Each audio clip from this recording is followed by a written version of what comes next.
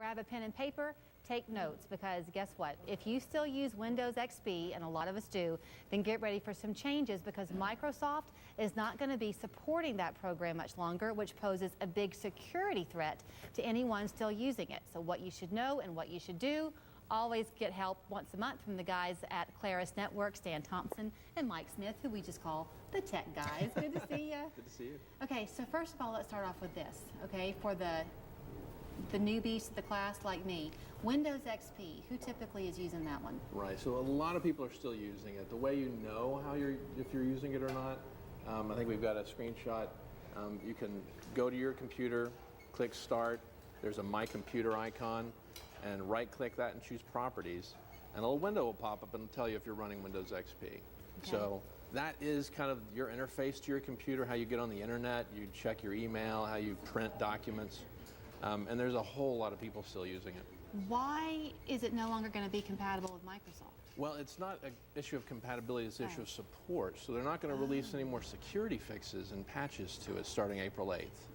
Oh, so, I see. So you can still use it, but you're doing it at your own risk. You're doing it at your own risk. You'll probably get infected and reinfected after you clean it up, and there's not going to be any support or any more patching for it. So that's why we're recommending people to upgrade. Okay, one last question, then we'll talk about what to do. How old is this program? How old is Windows XP? 14 years old. Okay, so it's like a good car. You've gotten your usage out of it. Exactly. All right, so now what do people do? Sure, so they've got a few options. So they can see if they can upgrade to Windows 7 with their existing computer. There's a Windows 7 Upgrade Advisor. I think we've got a screenshot of that and how to find it. For Windows 8.1, there's Windows Upgrade Assistant. And those programs will basically, they're free from Microsoft. You can download those, run those, and tell you if your hardware will support an upgrade. So who do you contact to find out if your computer will support Windows 7? Sure. You can go to the site that we're showing up here, and we'll add the links after the show. Okay.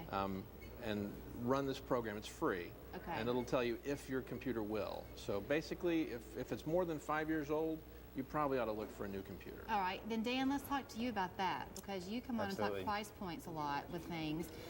If you're in the market for a computer, how little can you spend and still get a good computer?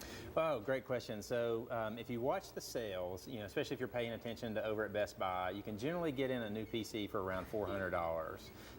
You'll want to go up from there if you're concerned about performance. If really all you do is check your email, maybe Facebook, things like that, you could consider a machine on the lower end like that. Now, if we move away from talking consumer and move into the business world, there are some very real challenges that businesses face when considering upgrading from Windows XP.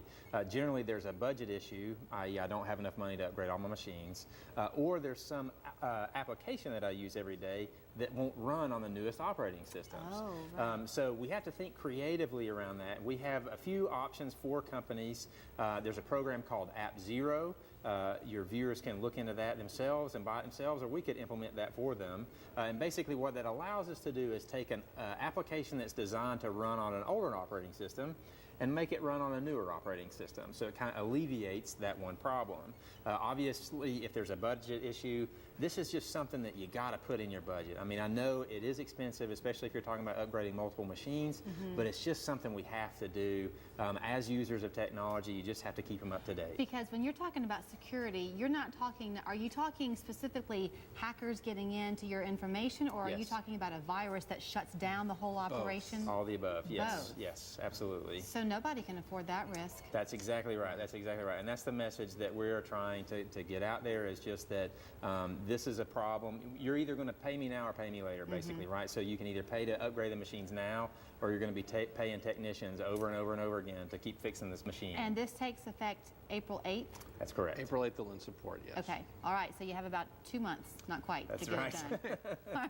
Thanks, guys. You're welcome. They're with Claris Networks, which you can find at clarisnetworks.com. There you see it at the bottom of your screen. Especially if you are a business owner, they really can help you that way, but they can help you on a personal level too. Sure. Thanks so much. Thank you. We're back after this.